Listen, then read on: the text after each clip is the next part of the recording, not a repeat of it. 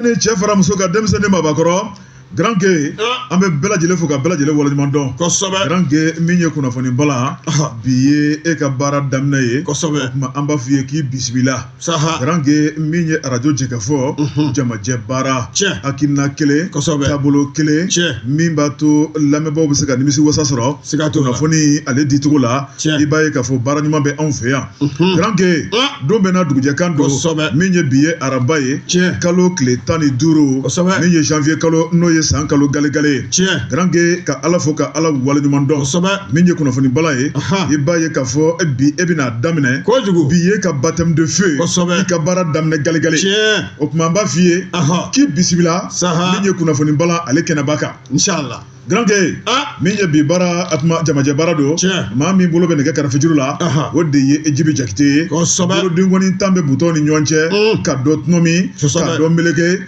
ni k'a to janko lamɛnbaaw bɛ se ka nimisi wasa sɔrɔ o dangana b'ale bolo min ye bunteni kun n'o ye Facebook ye YouTube o dangana bɛ Amɛ Jakite bolo ale fɛnɛ kɛn bɛ k'a bolo da o kan janko lajɛlibaw bɛ se ka ɲuman sɔrɔ kosɛbɛ o la nin y'an sigilen ye an fari fununen don an nisɔndiyalen don o tuma kunnafoni kɛmɛ ka da sɛbɛkɔrɔ sɔsɔn e ko cogo di nin kɔni tɛ bila dagirinda la namu bi ayi kunnafoni bi jɛnsɛn de Mali kɔnɔ fɔ Mali kɔ kan siga t'o la siga t'o la n'ala kira sɔnna ma o la an b'a fɔ lamɛnbaaw ye o tuma a y'aw labɛn anw yɛrɛ labɛnnen don sɔɔni min ye forobamugu ye an b'o kari t'a la siga t'o la sɛbɛnfura kɛn bɛ ka da ka walankata e bolo ɲɛfɔlɔ bɛnnen bɛ min ma bi arabadonya in na Grand Gueye ma foyi fɔ ni tiɲɛ tɛ joona ne bɛ n tigɛ don l'indicateur de renouveau Grand Gueye maa min ye sɛbɛnni kɛ a tɔgɔ ko Mahamadu Jakite fulakɛ a ka kalimu ka di Grand Gueye a bɛ mun de maana a ko min ye AES jamana saba sɛbɛnnikɛla y'a jira k'a fɔ min ye hakili juru cani n'o ye karamɔgɔ min ye Grand Gueye u ye ɲɔgɔn sɔrɔ an ka jamana in kɔnɔ n'o ye la réunion des experts ye sɛbɛnnikɛla Mahamadu Jakite Grand Gueye a bɛ fɛn mun fɔ k'a jira k'a fɔ min ye ni jamana saba ye i b'a ye k'a fɔ n'o ye alliance des états du Sahel ye an ko a ma ko AES min b'a to an bɛ se k'an gulon an yɛrɛ la an ka latigɛ an ka ɲɛtaga jamanadenw sago ye fɛn minnu ye o baaraw bɛ se ka boloda cogo min na sabu a yirala k'a fɔ min ye CEDEAO ye Grand Gueye olu ye janfa jugu min ta ka Mali sɛgɛrɛ min ye an kɔni y'an fosi ka b'o la ni ka tɛmɛ n'an yɛrɛ ye sɛbɛnnikɛla ko a ko n'i ye nin jɔko in kɔnɔnaw lajɛ min ye expert baw ye maa minnu hakili juru caninen don minnu bɛ nafoloko si dɔn minnu bɛ wariko si dɔn minnu bɛ bankiko yɛrɛ si dɔn Grand Gueye olu ye ɲɔgɔn sɔrɔ an ka jamana kɔnɔ yan ni ka lajɛ kɛ n'o ye Niger ye Burkina Faso Mali a expert jolenbaw Grand Gueye b'a ye k'a fɔ lajɛ in u y'u sigi minɛn kunna maa min bɛ n'a nujuru tun b'ale bolo o y'an ka sɔrɔ ani nafolo minisiri ye n'o ye Alfuseni Sano sɛbɛnnikɛla ko a ko lajɛ in ye lajɛ gansan tɛ Grand Gueye n'i ye lajɛ in lajɛ u bɛ ka kuma fɛn minnu kan ni ka taa ni ka segin k'a kan o de ye ka lajɛ don n'a nataw la min ye AES jamana saba ye an bɛ se ka banque kologirin dɔ sɔrɔ an yɛrɛ ye n'o ye banque régionale d'investissement ye sɛbɛnnikɛla ko a ko ni an ka jɛrɛjɛkulu ko kɛra sɛbɛ ye min ye CEDEAO ko kuma kɔni o banna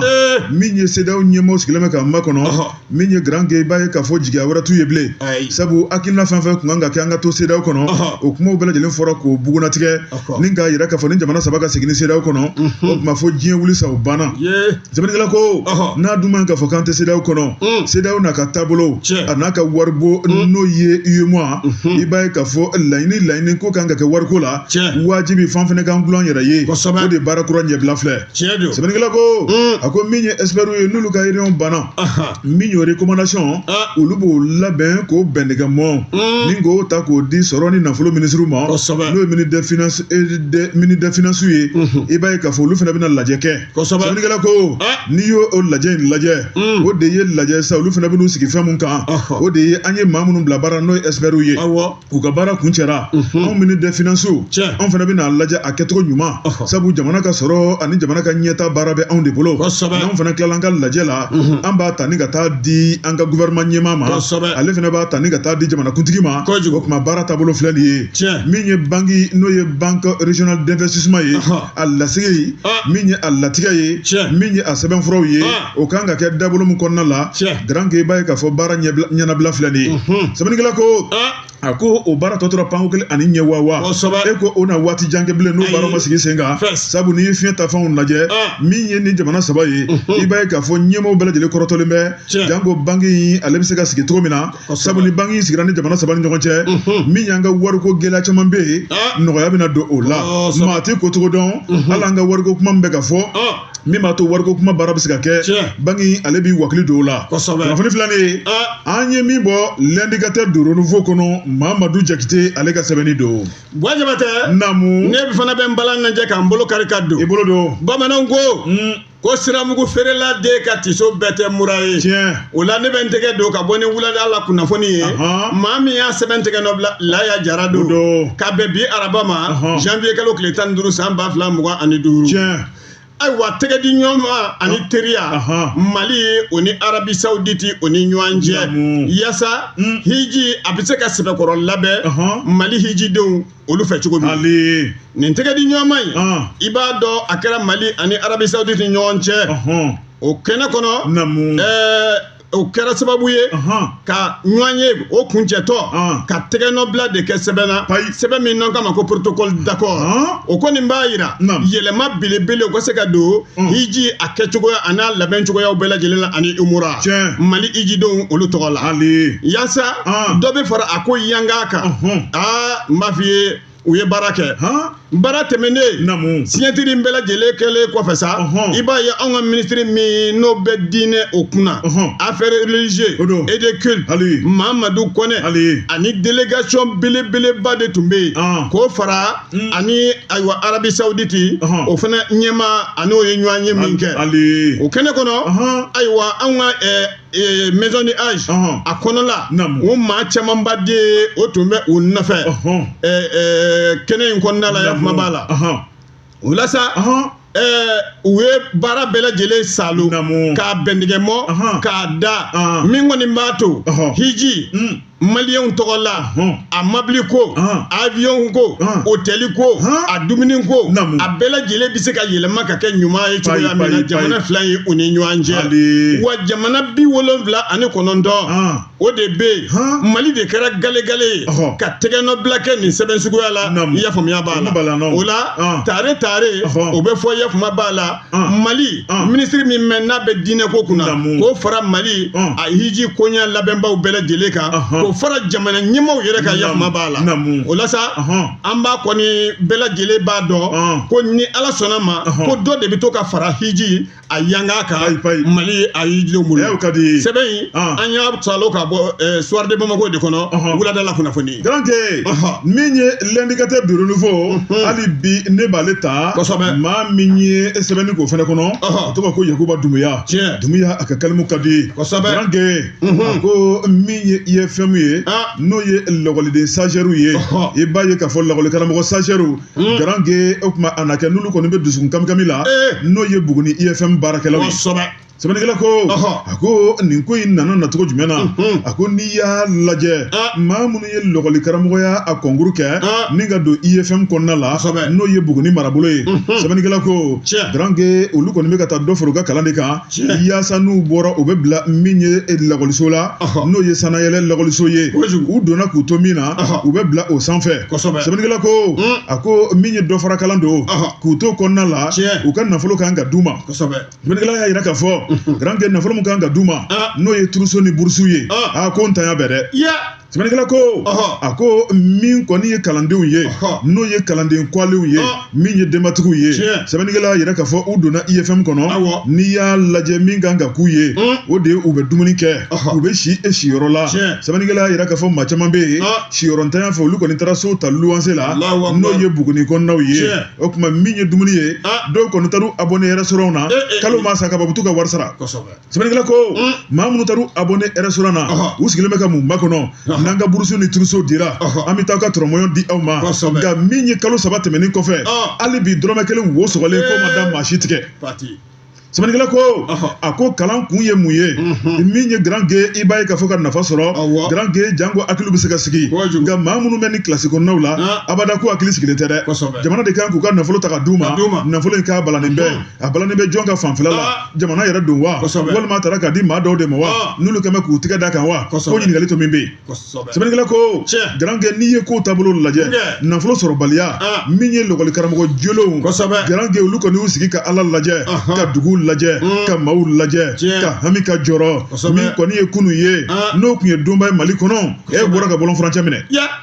grand gué n'i y'a la journée de la souveraineté retrouvée anw kɛra anw yɛrɛ ye an ka yɛrɛya sabatila anw tɛna gulon maa la bilen o tuma min y'o don kɛrɛnkɛrɛnnen ye u y'o de lajɛ ni ka bɔ ka bɔlɔn furancɛ minɛ ni k'u ka dusu gamigami kɛ min tun man ka kɛ nin don in kɔnɔ sɛbɛnnikɛla ko u ka dusu gamigami kuma min b'u da olu kɛra fala ye olu yɛrɛ k'u to u yɛrɛ ma olu ka nafolo balannen bɛ nafolo in bɛ sɔrɔ don jumɛn na grand gué o de kun kuma b'u da maa minnu bɛ n'u b'ulu ka so kɔnɔnaw la grand gué b'a ye k'a fɔ sotigi caman y'u gɛn ka bɔ so kɔnɔ maa caman kɛ bɛ bɔlɔn furancɛ maa ye min ye dumunikɛlaw ye maa caman y'u ka dumuni tigɛ u la olu bɛ balo cogo di sɛbɛnnikɛla ko olu bɛ balo cogo di wa olu bɛ si so kɔnɔ cogo di o kamanagan y'u minɛ u ka n'u dama kasi ni k'u ka minisiri sɛgɛrɛ u k'a lajɛ sa kɔfilɛ ka k'u la cogo min na sɛbɛnnikɛla ko ni kɔfilɛ ma k'u la nin waatiw la a grand gué min ye Buguni ye fɛn min ye e ko a bɛ sɔn ka datugu dɛ a bɛ sɔn ka datugu dɛ lakɔli karamɔgɔ jolenw maa minnu bɛ kalan na IFM kɔnɔ u y'a yɛrɛ k'a fɔ yaasa olu ka don kilasi kɔnɔ f'u ka wari ka daw tigɛ ni wari ma da olu tigɛ ko nin kɔni olu de bɔlen sa fo fini bɔ fo nɛrɛ bɔ o tuma min y'olu ka dusu kamikami ye k'a tɛna kɛ ten cogo la a na kɛ ni ka jaabi sɔrɔ a kɔnɔ n'o ye wariko ye nka musoko ɲɛnabɔra tɔ ye wariko ye foyi ma daminɛ fɔlɔ kunnafoni filanan ye an ye min bɔ l'indicateur de renouveau kɔnɔ Yakuba Dumuya ale ka sɛbɛnni don ne yɛrɛ fana bɛna n tɛgɛ don kura ye k'a salo ka bɔ ne bɔra ni Nouvelle Horizon de ye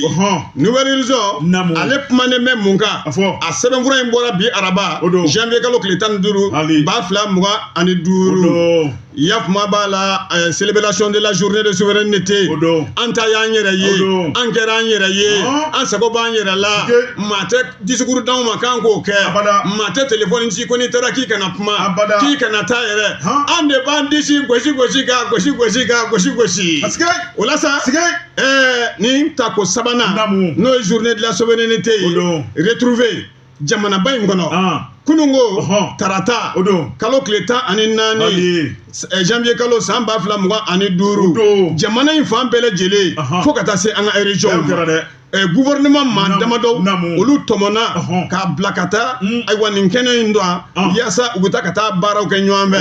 o baara kɛnɛ la sa ayiwa bɛɛ kɔni b'a dɔn an ka kɛ kelen ye ka don da kelen fɛ ka bɔ da kelen fɛ fasoden ɲumanya an k'o yira Yakuma b'a la k'a daminɛ Kayila fo Kidal ka tɛmɛ région tɔw bɛɛ lajɛlen fɛ ministres u taara ka taa kɛnɛ kɔnɔ ka taa lakalili kɛ kɔrɔfɔ k'o badie kɛ Yakuma b'a la ka ɲɛsin maliyɛnw na o la n'i y'a ko lajɛ région min bɛ Kayi kofɔ ministre min n'o bɛ environnement kunna ani assainissement développement durable Madame Danbɛlɛ Mariam Tangara ale de tun bɛ ayiwa kɛnɛ a ɲɛmaaya la ka kɔrɔfɔ k'a ta fɛti a bɛ se ka diya cogoya min na a kɛrɛfɛ sa ayiwa n'o ye ayiwa Kayikaw yɛrɛ ka maaw ye olu ɲɛmaw a dugutigi ani gouverneur olu fana bɛɛ lajɛlen tun b'a kɛrɛfɛ général de brigade Musa Sumare o ye Kayi gouverneur ye u tun bɛ salle de conférence min kɔnɔ chambre de commerce et d'industrie de Kayi ɲɔgɔnye in bɛɛ lajɛlen u ye ɲɔgɔn sɔrɔ yen ayiwa an ka force vive maaw Kayikaw fɛ yen olu bɛɛ lajɛlen tun bɛ kɛnɛ kɔnɔ wa nin bɛɛ ye kɔrɔfɔ min fɔ ko jamana ye k'u b'u senkɔrɔma don dɔ bi u b'u senkɔrɔma don dɔ wa de k'u y'a kuraya tuguni sigurama dondo k'u y'a kɛ mɛ ko ka tila k'a kuraya tuguni o ye n t'a dabila ye u b'a fɔ de ma ko di o kɛra di kan o ye dida di ye n'o fana tɛmɛna médecin colonel Asa Bajalo ale tun bɛ Segukaw fɛ yen ni muso in tɛgɛ lankolon ma taa dɛ a ka saki lankolon ma taa mobili minnu b'a nɔfɛ u lankolon ma taa ko ale bɛ taa nisɔndiya kɛnɛ kan ko a bɛ dɔ fara nisɔndiya kan dɔgɔtɔrɔso minnu bɛ yen a y'olu boloma gɛn minɛnw ka taa fara furaw kan a ye baara kɛ koyi ko n'i y'a kasabi jate minɛ a bɛ t'i jɔ sefa wari a million 50 millions o tɛ million 50 million 50 ko a kasabi ko a bɛ taa bɛn o ma u ye kɔrɔfɔw caman kɛ kɛnɛ a kɔnɔna la yen n'o tɛmɛna ka bɔ yen i bɛna ka na ye u takun yɛrɛ tiɲɛ yɛrɛ la k'a kɛra sababa ani hadada ye minɛn ninnu dilen kɔfɛ i bɛna ye dɔgɔtɔrɔso maaw olu kumana minɛn in a dira u ka dɔgɔtɔrɔsoba ma k'a di CCRF ma k'a di CESCOM maaw fana ma i y'a faamu b'a la ko ninnu bɛɛ lajɛlen y'u tɛgɛ nɛnɛ k'u kɔntana colonel Assa Bajalo u kɔntana kɔrɔ kosɛbɛ wa ko nin tɛ dɔwɛrɛ ye koyi an filɛ k'a fɔ k'an tɛ an yɛrɛ ka yɛlɛmaw ta ko nin ye ka dɔ de fara o ko yanga kan i y'a faamu b'a la ɲɔrɔdi sahalikaw fɛ yen sa olu fana ka baara u y'a bolo da jama de bɔra i ko kɔnɔkulu o fana ministre min bɛ élevage la ani pêche kunna Yuba Ba ale a ko tun b'ale bolo gouverneur de région général brigade Ali o fana mɛ kɛnɛ kɔnɔ u ye baaraw bɛɛ lajɛlen kɛ salle de spectacle de l'ancien conseil de cercle ayiwa u ka maaw bɛɛ tun bɛ yen dugutigiw alimami denmisɛnw ninnu bɛɛ lajɛlen tun bɛ kɔnɔ so in k'u b'a wele ko Rose a salle bɛ wele o de la u ye drapeau yɛlɛnw kɛ ka kɔrɔfɔw bɛɛ lajɛlen lase ka se lɔgɔliso la ka cikan don kalandenw da olu k'o lase i ya kuma b'a la o lycée u b'a fɔ a ma ko Fodiye Magiraga région Buguni cɛ kɛra ye kuma b'a la tiɲɛ yɛrɛ la ko kɔrɔfɔ k'a kɛra ka ɲɛ koyi u ye kan bɛɛ lajɛlen fɔ ka drapeau yɛlɛn ka nakan fɔ jamana yɛrɛ bɛ cogo min u y'a bɛɛ lajɛlen la Daniel Simeon Kelema n'i y'a jate minɛ ayiwa ale fana tun bɛ kɛnɛ kɔnɔ k'o kɛnɛ k'o yakubaya tako sabanan in tiɲɛ yɛrɛ la ka u y'a don ba la jamana fan bɛɛ lajɛlen la cikan min donn'u da u y'a bɛɛ lajɛlen k'o lase o fana mana tɛmɛ ka bɔ Bugunikaw fɛ yen général de brigade Ousmane Wele dɔgɔkun tɛmɛnen n'a yɛrɛ tun bɛ ɲɔgɔn kan kosɛbɛ ani représentant minnu bɛ u ka administration kunna olu bɛɛ lajɛlen tun bɛ yen dugutigiw diinɛtigiw ko ninnu bɛɛ lajɛlen tun b'a kɛrɛfɛ u ye baara bɛɛ lajɛlen kɛ k'a ɲa ɲɔrɔkaw fɛ yen sa Maliba kɔnɔ ministre min bɛ réconciliation k'o kofɔ n'o ye général de corps d'armée Ismaïla Wage ale ye fɛti a ɲɛnajɛ kɛ Kidali yanfan in fɛ y'a faamu b'a la ka taa se général de division Elaji Gamu o fana tun ye gouverneur ye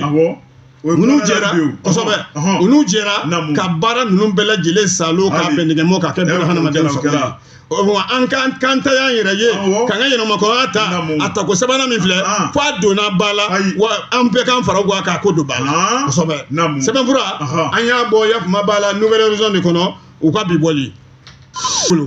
Grand Jona ne bɛ tigɛ dɔn le pays maa min ye sɛbɛnni k'a tɔgɔ ko M2 Grand Gué a ko hali bi min ye journée nationale de la souveraineté retrouvée Grand Gué ne bɛ o fɛnɛ ta sɛbɛnnikɛla ko a ko n'i y'a lajɛ Grand Gué min ye an ka faso Mali ye i b'a ye k'a fɔ an ye koba de kɛ sabu an y'an dafa mugujalan na min ɲiginji b'an da kɔnɔ Grand Gué k'a fɔ ka nɔgɔ bɔ a la sɛbɛnnikɛla ko a ko yanni maa min bɛ jigin binyɔrɔ la i bɛ jigi i taloyɔrɔ la a ko munna journée de la souveraineté retrouvée Grand Gué a kɛra ka da kun dɔw de kama n'i y'o kun lajɛ i b'a ye k'a fɔ tɔɔrɔ de taara ka Mali sɛgɛrɛ sɛbɛnnikɛla ko a ko n'i y'a lajɛ san 2022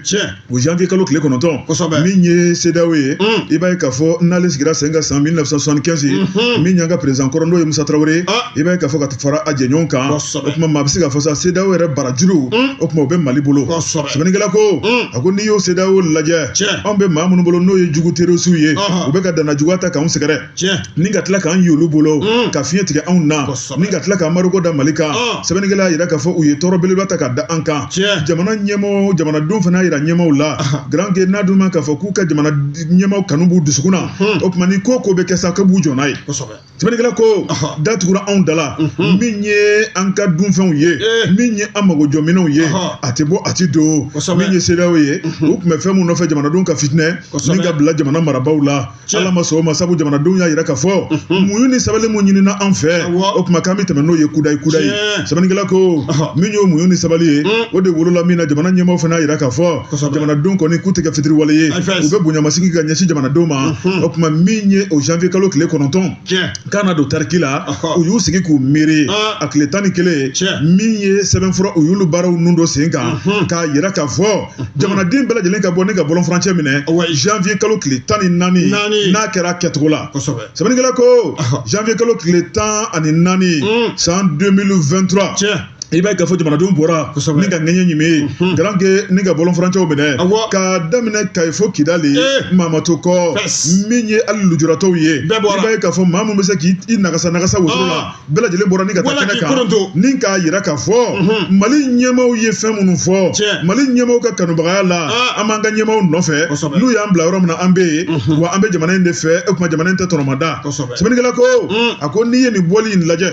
maa bɛ se k'a fɔ sa ko maa 4 bɔɲɔgɔn ko olu de bɔra ni ka bɔlɔn furancɛ minɛ ka se ka jamanakuntigi nisɔndiya ka jamana gouvernement nisɔndiya o tuma min ye jamanakuntigi ye ale kɔni y'a fɔ a don in kama journée de la souveraineté retrouvée n'o ye janvier kalo tile 14 ye sɛbɛnnikɛla ye min sɛbɛn o kuma don dɛ o tuma min ye san o san ye k'o bɛ chômer a bɛ sara baarakɛlaw ye san o san k'a bɛ chômer a bɛ sara baarakɛlaw ye nka min ye kunu ye a ma chômer dɛ jamanakuntigi ka kuma kama o de kama ŋunuŋunu kɛra kunna sini jamana in fan bɛɛ ko a bɛna chômer maa ma chômer dɛ a dun fɔra maaw ye o tuma kuma in a ɲuguɲugula nin de kɔnɔna la sabu kuma fɔlen kɔrɔ tɔ don garanke sɛbɛnnikɛla ko jamanakuntigi y'a yɛrɛ k'a fɔ a bɛ chômer a bɛ sara nka kunu kɔni a ma chômer baara kɛra kɛcogo la o tuma o ma maa tɔɔrɔ sɛbɛnnikɛla ko maaw kɔni bɔra ka t'u ka kanubaga yira hali bi min ye journée de la souveraineté retrouvée jamana ɲɛmaaw ye baara min kɛ jamana ɲɛmaaw ka kungilennen ko hakilina o tuma ko jamanadenw b'u kɔ hali bi o tuma min kɔni ye CEDEAO ye o ni anw tilala ɲɔgɔn na min ye UEMOA ye an n'o bɛ ɲɔgɔn bolo yanni waati cɛ min ye AES ye a bɛna ka hakilinaw sabati don jumɛn nin bɛɛ lajɛlen sigilen bɛ k'o makɔnɔ sɛbɛnnikɛla ko a ko min ye jamana marabaaw ye u y'a yira k'a fɔ k'olu tɛna jamanadenw bila ko jugu la u tɛna fɛn jugu ta ka jamana sɛgɛrɛ olu nakun ye min ye sabu olu bɛna don min na n'i y'o lajɛ jamana in ka gone jamana in ka kalan min ye jamanadenw yɛrɛ de y'a kanu ko ka yɛlɛma don fanga la o tuma n'olu nana o sira kɔnɔna la olu kɔni tɛ nana dusukasi ni jida jamanadenw ɲɛ na o tuma ko jamanadenw ka kalifa min bɛ yen olu na o makaranya kosɛbɛ min ye jamanadenw ka jɔrɔ min bɛ yen olu na wulikajɔ kɛ ka ɲɛsin o ma garanke jamanadenw yɛrɛ sago ye min ye maliko la n'o ye lakana ye banbanci ni tɔɔrɔsiko min bɛ jamana in kɔnɔ ni ka se ka fura ɲini o la ni ka se ka mali k'a jɔ ka kɛ malidenw sago ye o tuma k'olu nakun filɛ nin ye mali y'a yɛrɛ ta yɛrɛ ye ko bloku tɛ dɛ a lakika don ɲɛdimi don kɔnɔdimi tɛ maa minnu tun bɛ yen n'olu b'a digite ka kɛ ɲɛmaaw kun mali bɔra o la maa minnu b'a suma ka kɛ ɲɛmaaw kun mali bɔra o la min ye jamanakuntigi ye a y'a yɛrɛ k'a fɔ mali sago de bɛ mali la wa mali bɛ kɛ malidenw de sago ye kɔnɔbili filɛ nin ye an ye min bɔ le pays kɔnɔ MD ale ka sɛbɛnni don walima tɛ l'indépendant bɛ n bolo don i bolo don jatebɔ min kɛra san 2025 puissance militaire farafinna kɔnɔ global field power maaw fɛ mali ya kuma bala ko jɔyɔrɔ sabanan de b'an bolo farafinna tilebi bolo fɛ Nigeria ani Konowari olu kɔfɛ jamana maliba u t'an dɔn n'i tɛ fɛn min dɔn i bɛ heyi fɔ tile bɛ guwa i la ayiwa nin kunnafoni in kɔni bɔra ayiwa Amérique mɔgɔw fɛ minnu kɛrɛnkɛrɛn ni yamaruyalen don kosɛbɛ ayiwa défense global fed power o maaw don olu de ka sɛbɛnfura bɔlen nin ye k'a yira ya kuma b'a la an ka wolomasiriw fangatigibaw diɲɛ kɔnɔ u ye jate bɔ Mali tiɲɛ yɛrɛ la jɔyɔrɔ b'a bolo farafinna tilebi bolo an ye sabanan ye nka n'a fɔra ko ka Afrique bɛɛ fara ɲɔgɔn kan ka diɲɛ bɛɛ fara ɲɔgɔn kan ko an bɛ 18 de la yafuma ba ka di Afrique bɛɛ kosɛbɛ la kibaru marifa b'an bolo grenade b'an bolo chari b'an bolo tɔgɔfɛbila nin bɛɛ lajɛlen dafalen b'an bolo i y'i tulonkɛna a da b'i la jamanakuntigi yɛrɛ ko ten n'i ye tulogɛlɛya kɛ ka na i tɛ segin dɛ o tiɲɛ dɛ i segin tɔ tɛ dɛ jɔyɔrɔ fɔlɔ sa ayiwa farafinna yanfan in fɛ k'a bɛ Égypte bolo ka Algérie Afrique de l'Ouest kɔnɔ k'Algérie togo la n'i y'a jate minɛ ayiwa jamana saba fɔlɔ minnu bɛ ɲɛfɛ barika ko la yɛrɛ la sɔrɔsi ko kɛnɛ kan ko Égypte Algérie Nigeria o kosɛbɛ Afrique du Sud ayiwa jɔyɔrɔ 4 na o bɛ olu fana bolo ya kuma b'a la ka taa se Éthiopie ma ani Angola ani Maroc ani RD Congo ani Sudan ani Libye jatebɔ la se n'i y'a jate minɛ Afrique kɔnɔna la i b'a ye wa Côte d'Ivoire jɔyɔrɔ bɛ a fana bolo yafuma b'a la sabu jɔyɔrɔ 17 na o de b'ale bolo jatebɔla ninnu fɛ kɔni n'o global maaw ye États-Unis ayiwa ko olu fana jɔyɔrɔ belebele bɛ olu bolo olu de ye gale ye ko ka Irisi da olu kan ka Chine da o kan ka Inde da o kan ka Corée du Sud k'o tugu la nin classement min kɔni filɛ jamana 145 k'a bɛ o de kofɔ diɲɛ a kɔnɔna la dɔw kɔni y'a yira sa yafuma b'a la kɔrɔfɔ minnu kɔni kɛra ka jatebɔ kɛ ka k'olu b'u sinsin a kan yafuma b'a la n'i y'a ko ta k'a lajɛ sa l'indépendant ka nin kɔrɔfɔ in maa min y'a sɛbɛn k'a d'an ma Abulaye Jara de don u ka bi bɔli la donc min ye global maaw ye i b'a ye k'a fɔ u tɛ foyi dɔn ni kɛlɛko tɛ kɛlɛkɛminɛnw bɛ bɔ yɔrɔ min na jamana puissance kɛlɛkɛcɛw puissance n'u ye min fɔ n tori tigɛ ye dɛ n'u ye min fɔ n tori tigɛ don Afrique de l'Ouest kɔnɔ Nigeria ni Côte tɛmɛnen kɔfɛ Mali bɛ 3e position na kojugu o ye wulibali ye dɛ sɔgɔma dɛ o ye wulibali ye hali kana siga n'i ye farafinna lajɛ jamana 50 kɔ Mali bɛ comme 17e 18e place la o fana ye wulibali ye kojugu o tuma sigana t'o fana la n'i y'an ka waati laban kow lajɛ anw ye minɛn minnu san an ye jigiya minnu sɔrɔ an ye formation minnu kɛ an ye kunnawolo minnu sɔrɔ an ye fali ta ka bamaci minnu sɛgɛrɛ n'i y'o lajɛ ko Mali bɛ nin kundama kɔnɔ grand a man ka bali maa la grand o tuma sigana fiɲɛ bɔ o bɛ kɔmɔsuruku ka diya an ka diya an bɛ taa jibi fan fɛ an bɛ tila ka segin ka na ni Ala sɔnna o bɔ Jabatɛ an bɔra sɛgɛnna fiɲɛ bɔ la an donnen filɛ o tuma i bolo don grand ma foyi fɔ ni tiɲɛ tɛ min ye soir de Bamako maa min ye sɛbɛnni kɛ a tɔgɔ ko Youssou Konate Simbo a ka kalimu ka di Youssou a ko an ka taa office Niger la Kolongo min ye Masina ale marabolo sɛbɛnnikɛla ko grand n'i y'a lajɛ kabini kun na sini ntɛnɛn don kalo in tile 13 n'o ye janvier kalo ye i b'a ye k'a fɔ office du Niger ale jabala la Masina jamana kɔnɔna la maa minnu ye banbanci torosu ye o sina ka ɲɛmacin ka bila min ye office baarakɛlaw la ni ka maa 5 tigɛ ta ka tunu n'u ye sɛbɛnnikɛla ko grand u tununa n'u ye i b'a fɔ ko to binna nugu la o y'u ɲini fin na k'u ɲini jɛ la ka dɛsɛ ɲɛma dɔw kan nka min ye kunun tarata i b'a ye k'a fɔ min kɔni dugudenw sigilen bɛɛ lajɛlen kɔni jatigɛlen sigilen bɛɛ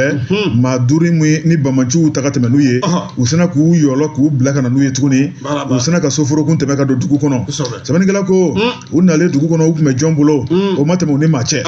mun kɛr'u la u ye mun ye o ma tɛmɛ u ni maa cɛ u bilala cogo min na ka na bɛɛ lajɛlen kɔni tilen ka don i ka so kɔnɔ garange min ka don ka tɛmɛ ni yɛrɛ ye sɛbɛnnikɛla ko a ko hali n'u ma kuma u minɛkun ye min ye o dɔnna min ye dugu hakilila juru caninenw ye olu y'u sigi k'u miiri ko n'i ye Masina lajɛ garange min ye Katiba di Masina n'o ye Amadu Kufa o n'a ka cɛdenw ka janfa juru de bɛ maaw da la i ka sɔn u ka bɛnkan ma walima u k'i ni diɲɛ fara sɛbɛnnikɛla ko a na kɛ ni office du Niger a baarakɛla maa 5 n'olu ma jɛn n'u ka bɛnkan ye sabu n'i ye bɛnkanw lajɛ jaga i b'o bɔ min ye cɛ ni muso tɛ gɛrɛ ɲɔgɔn na telefoniw tɛ ci kɛnɛma misiki tɛ lamɛn nisɔndiya kow tɛ kɛ denkunu tɛ kɛ kɔɲɔ tɛ kɛ ɲaga tɛ kɛ wa n'i yera k'a fɔ ko hali bɛ ko dɔ la min tɛ tali ko nisɔndiya ko kan ayiwa u b'i minɛ min ye gɛnda 100 ye o kuma garange u b'o da i kan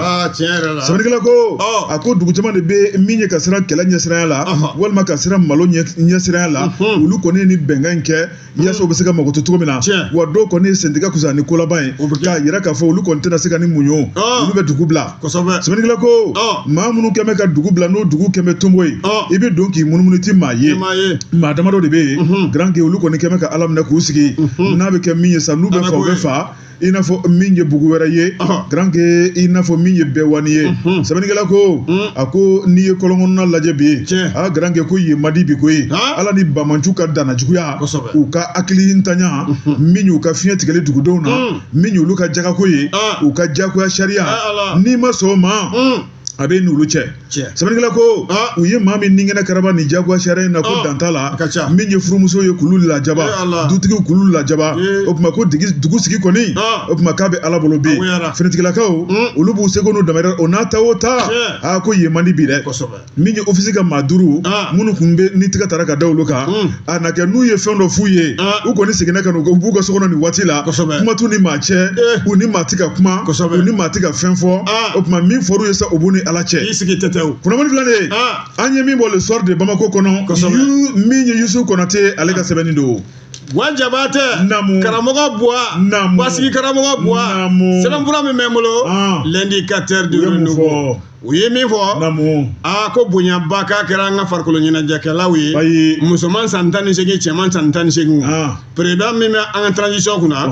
miliyɔn 85 a tila ka jɔnjɔn k'o juru bila u kan na a y'o d'u ma kunun ko tarata janvier kalo tile 14 san 2025 palais la Kuluba général d'armée Assimi Goïta président min n'a b'an ka transition kunna ala la a ye ayiwa médaille di kɛ an ka denmisɛnw ma minnu ye kɛra champion ye ani champion ye farafinna kɔnɔ bolola basket n'an k'a ma ko deux fois 1-2 wa denmisɛn ninnu bɛ san 18 musomanw bɛ ten cɛmanw fana bɛ o cogoya kelen na yasa bɛɛ kɔni b'a dɔn u ye wulikajɔ min kɛ farafinna bango kan k'a a diyara olu ye fo k'a dama tɛmɛ o la sa miliyɔn 85 a y'o ta k'o di o bɛ di u ma ka tila ka juru bila u kan na n'o ye médaille ye yakuma b'a la kɛnɛ in kɔnɔ premier ministre a tun bɛ kɛnɛ kɔnɔ ministre de la jeunesse et des sports chargé de l'instruction de l'instruction civique et de la construction citoyenne jamanakuntigi a ye bonyamasegin belebeleba kɛ ka denmisɛnw u sankɔrɔta ni kɔrɔfɔw ye yafuma b'a la denmisɛnnin ninnu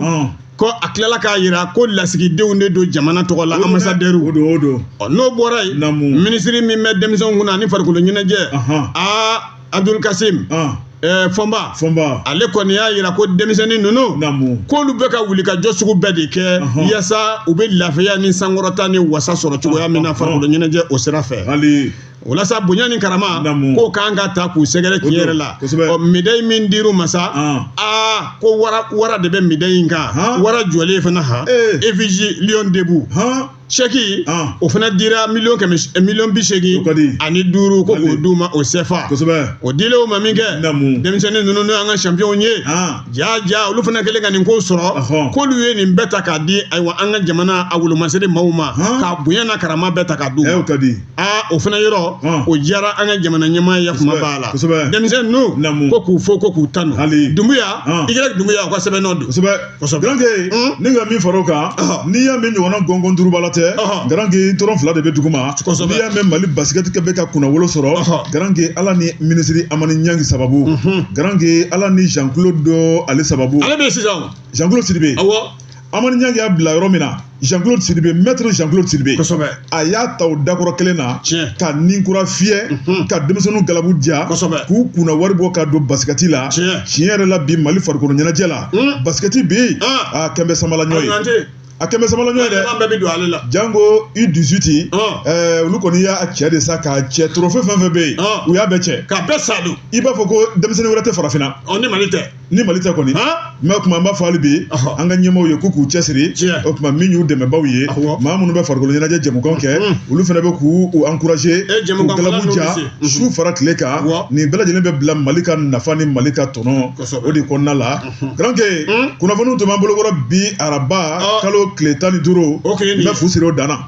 ni fu sirila dan na an bɛ waleɲumandɔn foli kɛ ka ɲɛsin bɛɛ lajɛlen ma ka barikada kɛ Granke n'i y'a mɛn ko arajo i b'a fɔ k'a lamɛnbaaw maa minnu b'u sigi ka lamɛn maa minnu b'a fɔ k'an ka jɛmukan de ka d'u ye anw ka jɛmukan de b'olu ɲɛnafin bɔ an ka jɛmukan de bɛ kunnafoni sanuma d'olu ma Granke an bɛ so siri an tɛ k'u la an b'a fɔ ko ala k'an to ɲɔgɔn ye ala k'an mɛn ka ɲɔgɔn lamɛn Granke an bɛ bɛɛ lajɛlen fo ka bɛɛ lajɛlen waleɲuman dɔn k'a daminɛ Mali kɔnɔ Mali kɔ kan diɲɛ fan 14 bɛɛ lajɛlen kɔnɔ an bɛ bi ta bila yan ka Jibi fo ka waleɲuman dɔn ale tun bolo bɛ nɛgɛ kɛrɛfɛ juru la yaasa aw bɛ se ka kumakan sɔrɔ cogo min na aw dangana tun bɛ Jibi bolo k'a fɔ k'a ni ce a ka ni Joakim furancɛ soli ka wuli la Jango ni nɛnɛ na soli ka wuli ale ma nɔgɔ kosɛbɛ o tuma min ye Jibi ye k'a fɔ min ye an bɛ Jakite k'a fɔ ka waleɲuman dɔn bunteni k'u tun b'ale bolo n'o ye Facebook Jɛkafɔ officiel ye ale ni YouTube ye ja duman ni sɔn duman k'o ta k'o di bɛɛ lajɛlen ma min ye bi kunnafoni ye k'a da walo o kuma Grand Gueye ale nana kɛnɛ kɔnɔ bi kun y'ale ka baptême de feu o kuma radio Jɛgafɔ i b'a fɔ ko jamajɛ baara an y'a kanu min ye Grand Gueye a ka fara kunnafoni baarakɛlaw kan o kuma dɔɔni o tɛ tɔto foyi la yaasa baara bɛ se ka yakubaya cogo min na Grand Gueye an b'a fɔ sa ko baara ɲɛna i ni ce i ni baraji i Kamara k'an bɛn diɲɛ don wɛrɛ ni Ala ni kira sɔnna ma. Merci.